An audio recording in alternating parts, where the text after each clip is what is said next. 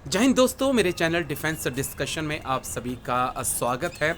खुले आसमान के नीचे आज मैं खड़ा हूं और खुले दिल से ही आपके साथ बात करने के लिए आया हूं। दरअसल मुद्दा थोड़ा सा अलग है, हटकर है, बड़ा इंटरेस्टिंग मुद्दा है जिस पर मुझे आपके साथ बात करनी है। दरअसल भारतीय सेना बहुत डिसिप्लिन फौज है और कट्टर ईमानदार फौज है, लेकिन कहते हैं ना कि पांचों उंगलियां बराबर नहीं होती, तो कोई ना कोई तो ऐसा निकल जाता है जिसके मन में लालच आ जाता है। तो ऐसा ही एक मामला उत्तर प्रदेश के मथुरा से सामने आया है, जहां पर भारतीय सेना की कोर ईएमई के अंदर कैंटीन एनसीओ जो है वो 2 करोड़ 5 लाख से ज़्यादा रुपया अपने खाते में डलवा कर फरार हो चुका है। और अब हालात ऐसे हैं कि उसको सेना एसटीएफ पकड़ नहीं पा रही है कि वो कहाँ पर है।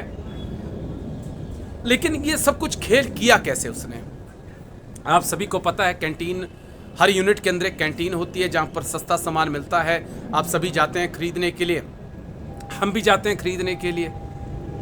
और जो कैंटीन की जिम्मेदारी होती है वो एक कैंटीन एनसीओ के पास होती है, एक उसके साथ असिस्टेंट होता है और एक कैंटीन जेसीओ होता है, एक कैंटीन अफसर होता है। लेकिन जो मेन जिम्मेदारी होती है सामान बेचने की, सामान लाने की, जो सामान से जो पैसा मिला है उसको जाके बैंक में जमा करने की, ये कैंटीन एनसीओ की ही जिम्मेदारी होती है।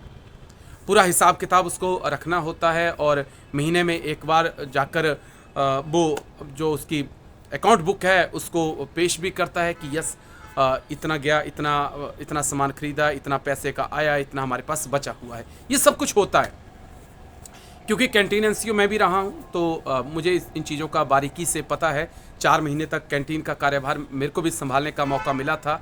मैं मानता हूँ कि बड़ा मुश्किल काम होता है, एक एक चीज़ पर आपको नज़र रखनी होती है, क्योंकि आप थोड़ी सी लापरवाही करें तो आपको नुकसान हो जाता है। आपको कई बार अपनी जेब से भी पैसा भरना पड़ता है, लेकिन पैसा लेकर गायब हो जाना, ये बड़ा सवाल है।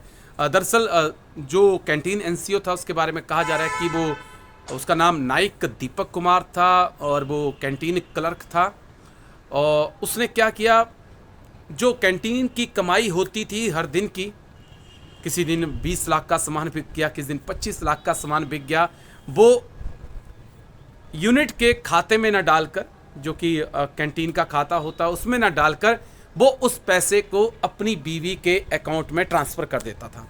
ऐसा करके उसने 5 से 7 चेक जो थे वो जारी किए और वो जो पैसा था वो बैंक कैंटीन के खाते में न डालकर अपनी पत्नी के खाते में डालता रहा। और डालते डालते लगभग 2 करोड़ 5 लाख से ज़्यादा रुपया उसने अपनी पत्नी के खाते में ट्रांसफ़र कर दिया।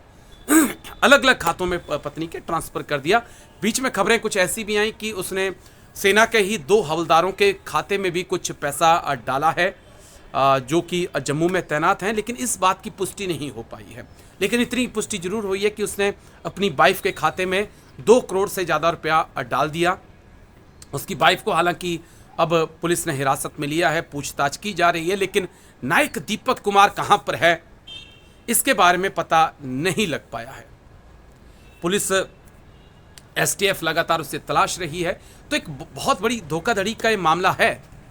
और क्योंकि आप लोग भी कैंटीन जाते हैं, हम भी कैंटीन जाते हैं, सामान खरीदते हैं, सस्ता सामान मिलता है, अच्छा सामान मिलता है, लेकिन लोग चंद पैसे के लिए इतना गिर सकते हैं, इसको लेकर कई सवाल उठ रहे हैं दिमाग में।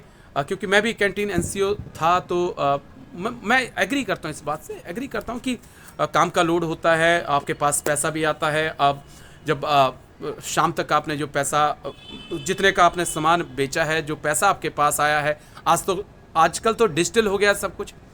जब हम थे तब कैश आया करता था, तो उस कैश को लेकर हम जो है शाम को गिनते थे कितना कैश हमारे पास आया, उसको जो हमारी कैंटीन की अकाउंट बुक होती थी उसके अंदर भरते थे। उस पैसे को फिर सूबेदार मेजर के पास रखा जाता था। कैंटीन एनसीओ के पास इतना ये नहीं होता कि वो अपने पास पैसा रखे, वो उस पैसे को शाम को सूबेदार मेजर के पास रखता है। सूबेदार मेजर बाकायदा एक पर्ची काट के देता है, सुबह फिर उस पैसे को सूबेदार मेजर से वापस लेता है, फिर उस पैसे को जो है जाकर बैंक में जमा कराता है और फिर उस पर्ची को जो है अपनी अकाउंट बुक में लगाता है। तो ये तो सच है, ऐसे काम होता है, क्योंकि जब हम कैंटीन एनसीओ थे तब हम ऐसे ही काम करते थे, मैं ऐसे ही काम करता था और ऐसे पहले भी होता आया था जो मुझे आगे सिखाया गया था। लेकिन कैसे कोई अपने खाते में, अपनी बीवी के खाते में इतना 2 करोड़ से ज़्यादा रुपया ट्रांसफ़र कर सकता है, इसको लेकर सवाल है कि क्या जो कैंटीन जेसीओ था उसको कुछ पता नहीं चल पा रहा था, क्या जो कैंटीन अफसर था या जो 2IC थे, एडजुटेंट थे, क्या वो अंधेरे में थे? अंधेरे में थे? क्या चेक एंड बैलेंस जो होता है कि आपने चेक करना है चीज़ों को, क्या वो चेक नहीं कर रहे थे? हालांकि बाद में एडजुटेंट ने ही जाकर थाने में रिपोर्ट लिखाई, बताया कि किस प्रकार से हेरा फेरी की गई है। लेकिन फिलहाल सवाल हैं क्योंकि नाइक दीपक कुमार ने किया, इसमें कोई दो राय नहीं है। लेकिन बड़ा सवाल यह है कि क्या जब वो ये सब कुछ कर रहा था तो ऊपर वालों को, जो अधिकारी थे, उनको पता नहीं था? तो ये एक सवाल है। लेकिन ये है कि जब कोर्ट ऑफ इंक्वायरी होगी, दीपक कुमार पकड़ में आएगा, कोर्ट ऑफ इंक्वायरी बैठेगी, तो उसके बाद चीज़ें क्लियर हो पाएंगी। जो भी चाहे जेसीओ हों जुड़े हुए, चाहे अधिकारी हों, उनके खिलाफ भी एक्शन होगा। दीपक कुमार के खिलाफ तो बहुत ज़रूरी है कि एक्शन हो, ऐसे लोगों को पकड़ के जेल में डाला जाए ताकि कोई भी सैनिक आने वाले वक्त में सेना की वर्दी पर दाग लगाने की ना सोचे। तो बड़ा हैरान करने वाला मामला था कि सेना का ही एक क्लर्क जो है, कैंटीन एनसीओ जो है, 2 करोड़ से ज़्यादा का सामान लेकर गायब हो गया, पैसा लेकर गायब हो गया। चलिए, उसकी फ़िलहाल जो मेरे पास जानकारी है कि फ़िलहाल STF उसकी तलाश कर रही है, आर्मी इंटेलिजेंस उसकी तलाश कर रही है, लेकिन वो पकड़ से बाहर है। लेकिन देखते हैं बकरे की माँ कब तक खैर मनाएगी। कहीं ना कहीं तो सेना उसको पकड़ ही लेगी और उसके अंजाम तक जरूर पहुंचाएगी। शुक्रिया। आपको वीडियो कैसा लगा जरूर बताइएगा। बड़ी इंटरेस्टिंग स्टोरी है ये नाइक दीपक कुमार की, कैंटीन एनसीओ, जो कि सेना का ही 2 करोड़ 5 लाख से ज़्यादा रुपया लेकर गायब हो गया। कुछ पैसा अपनी पत्नी के खाते में डाला, कुछ कहा जा रहा है कि उसने अपने दोस्तों के खाते में डाला। तो वीडियो आपको कैसा लगा जरूर बताइएगा, कमेंट करके अपनी राय जरूर दीजिएगा। आपका ये प्यार, ये विश्वास मुझे हौसला देता है कि मैं आगे बढ़ूं और अलग अलग मुद्दों पर वीडियो बनाऊं। Thank you. जय हिंद, वंदे मातरम।